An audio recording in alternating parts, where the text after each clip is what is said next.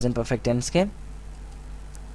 सबसे पहले affirmative structure subject plus has have plus third form of a verb past participle plus object. Third form को past participle भी कहा जाता है।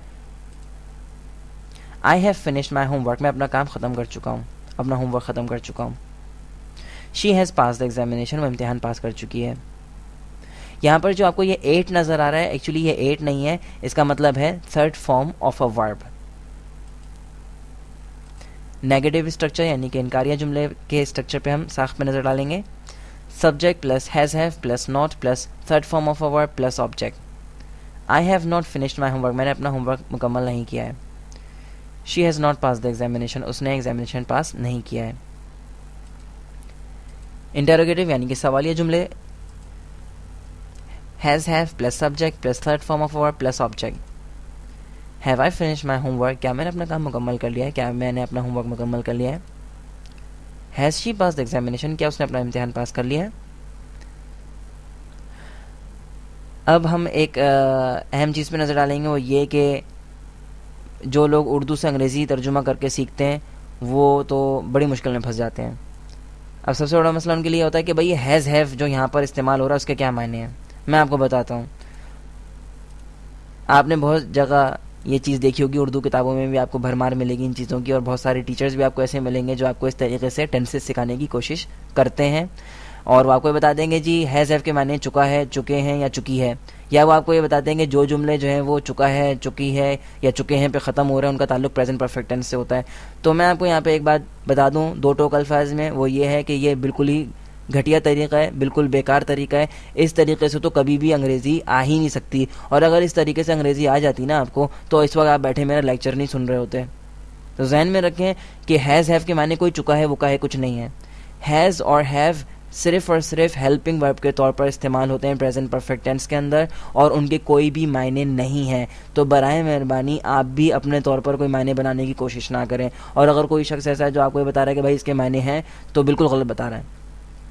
जहन में रखें हैज़ और हैव के भी मुख्तलिफ इस्तेमाल हैं। हैज़ और हैव मुख्तलिफ जगहों पर मुख्तलिफ तरीके से इस्तेमाल होता है, लेकिन प्रेजेंट परफेक्ट टेंस में हैज़ और हैव का इस्तेमाल सिर्फ और सिर्फ एज अ हेल्पिंग वर्ब, मददगार वर्ब के तौर पर इस्तेमाल हो रहा है, और इसके कोई भी मायने नहीं हैं।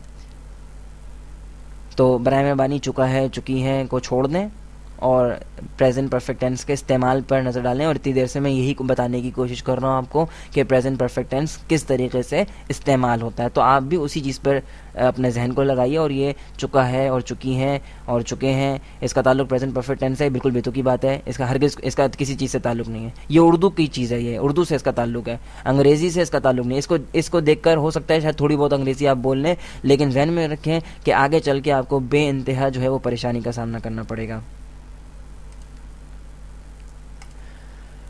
अब हम नज़र डालेंगे शॉर्ट रिप्लाइज यानी कि मुख्तसर जवाबात पर। Number 1 A, have you seen the movie Titanic, क्या तुम टाइटैनिक मूवी देख चुके हो। B, yes I have, a short reply. तो यस आई हैव जो है वो एक शॉर्ट रिप्लाई है, और आपको मालूम है कि हम शॉर्ट रिप्लाइज जो है वो हेल्पिंग वर्ब्स से ही बनाते हैं, यानी कि जो हेल्पिंग वर्ब जिस टेंस में इस्तेमाल होता है उसी हेल्पिंग वर्ब से जो है वो शॉर्ट रिप्लाई बनता है। Example number 2 A, has your brother clean the room, क्या तुम्हारे भाई ने कमरा साफ कर लिया है। B, yes he has, a short reply। तो yes he has, yes I have, yes you have, yes they have, no they haven't। तो ये क्या है, ये शॉर्ट रिप्लाइज हैं, मुख्तसर जवाबात हैं, और अंग्रेज़ी ज़बान में मुतवातिर इस्तेमाल होते हैं। तो आपको भी मैं यही राय दूंगा कि आप भी शॉर्ट रिप्लाइज को इस्तेमाल किया करें, और ये बहुत एक अच्छी चीज़ है, इससे कन्वर्सेशन बहुत अच्छी लगती है। बजाय इसके कि आप मुकम्मल जुमला इस्तेमाल करें कि yes I have seen the movie Titanic, आप सिर्फ सिंपल सा कह दें yes I have और no I haven't।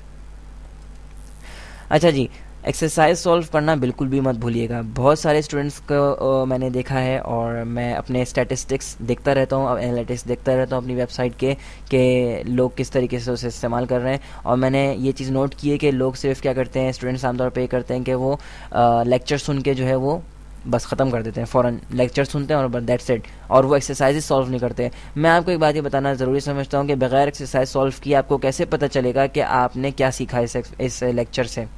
तो एक्सरसाइज सॉल्व करना बेहद ज़रूरी। जब आप एक्सरसाइज सॉल्व करेंगे तो उसमें जो गलतियाँ निकलेंगी फिर आपको पता चलेगा कि आपके अंदर क्या क्या जो है वो समझने में गलती आई है।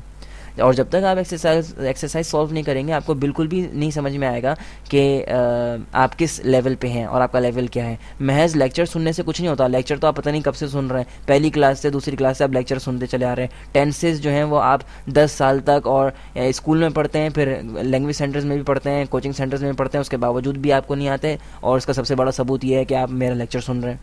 तो जहन में रखें कि एक्सरसाइज ज़रूर सॉल्व करें, और उसके लिए जो है विजिट करें मेरी वेबसाइट www.a2zofinglish.com। और मैं हूं फैसल समीउल्लाह। इंशाल्लाह आपसे अगले लेसन में बहुत जल्द मुलाकात होगी। तब तक के लिए अल्लाह हाफिज़ और अपना ख्याल रखिएगा।